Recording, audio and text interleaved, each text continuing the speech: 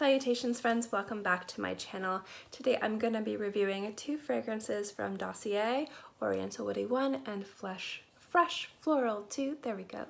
If you'd like to know what I think about these fragrances, thank you for watching. First and foremost, yes, this house did send me these fragrances to review. So a humongous thank you to Dossier for providing the fragrances for this video. Also, they let me have complete and total honesty with you guys, and I do have some very real thoughts on some of these scents, so do stay tuned for that, but I always like to let you know where I got a scent. Dossier, just to let you a little bit know about the company, is a new fragrance house that's been around for a little bit, not too long, but not too new. They create fragrances inspired by cult classic designer scents at a fraction of the price. So you're looking at spending about $29 for 50 ml. And with every bottle that you purchase, they send you a sample of the scent. As long as the seal is unbroken, you can definitely use through that sample.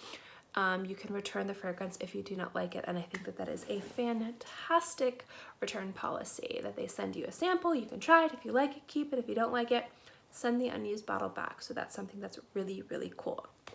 So when they reached out to me and they asked me to review their scents, they were, again, stood behind their product, really enthusiastic, honest review. I'm always super into that.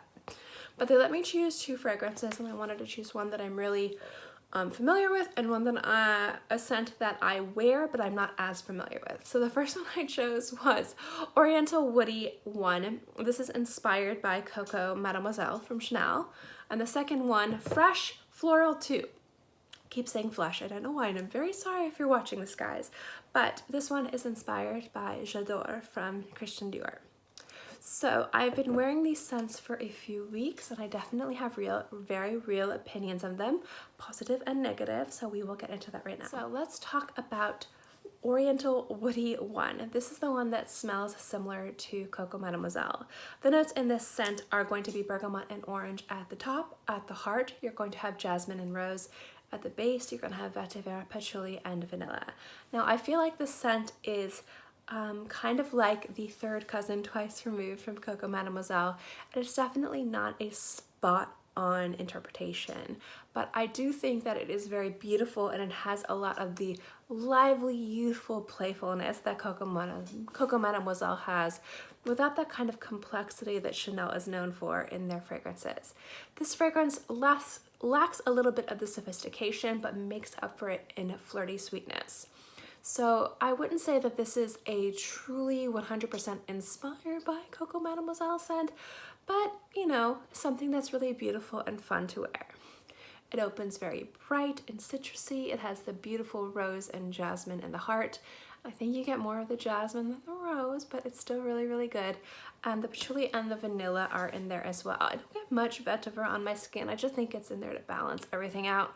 But for the most part, it's a very beautiful and flirty scent to wear. Very youthful, very feminine, very fun. But if you're looking for a complete dupe to Coco Mademoiselle, this one isn't it. So out of 10, I'd probably give this about a 6. Has great performance. I get about 6 hours of wear on my skin, and it has moderate projection. The second one, Fresh Floral 2, there we go, I don't know why I keep saying flesh, but Fresh Floral 2 is closer to J'adore than Oriental Woody One is to Coco Mademoiselle. This one has bergamot and mandarin at the top. At the heart, you're going to have sweet pea, rose, and jasmine, and at the base, you have plums and woods and musks. Now, J'adore, I don't have as much experience with it, so I'm probably not picking it apart as much as Coco Mademoiselle, but it does really have that kind of silent sophistication that J'adore has, or the original has, on my skin. It's really beautiful in regards to having a bright citrusy opening. The musks really tame the jasmine and the sweet pea, and generally overall it's sparkly, fruity, playful, and floral. I find this to be a little bit more of an elegant scent than Oriental Woody One, but at the same time you could wear it day or night. Now the only problem I have with this scent is that after about 3 to 4 hours, it becomes very kind of like luxury bath soap on my skin and less designer fragrance. But at the same time, it is still really attractive and beautiful. And actually, when I've worn this a few times, I've gotten compliments out in the wild. I rarely ever get compliments on my scents normally because I'm living in a hole at my job, but at the same time I like to wear very avant-garde out there fragrances, and most people don't know how to interact with me when I smell like that. So smelling nice and beautiful and feminine and sophisticated is unheard of for me, and people just seem to really like it when I smell like that and give me compliments. So I actually have gotten some compliments from strangers when I've worn Fresh Floral too. Both scents are really beautiful. Oh, performance. It performs about 3 to 4 hours on my skin and has moderate projection and sillage for the first 2 hours, and then it becomes more of an intimate skin scent. Both of these scents I think are really beautiful, and for the price point of $30, I think that they are a steal.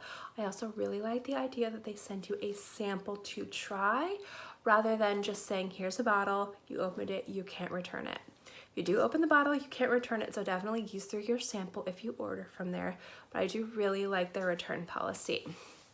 Now, I only got 2 fragrances from this house, so I'm not able to give you a full comprehensive review on if this house is really good at interpreting cult classic designer scents, but I can say that if you enjoy the scents that these are inspired by, these are a little bit more affordable and wearable alternatives for every day if you don't have the budget to buy these designer scents all the time. I do think these are beautiful. I have worn them and I will continue to wear them, so I definitely am thankful for these fragrances. But if you are looking for a beautiful scent, or if you're looking for a gift for fragrance lover and you're on a budget, this is definitely a great website to try.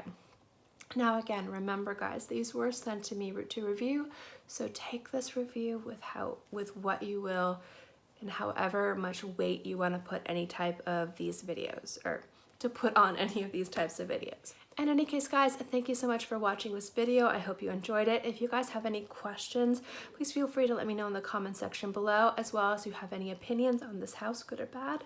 I love people coming to these videos and using this as a resource, and it's always important to have more opinions than just my own, so let me know in the comment section below. Again, a humongous thank you to Dossier for supplying these fragrances to review. And as always guys, thank you so much for watching, and I'll see you next time. Bye.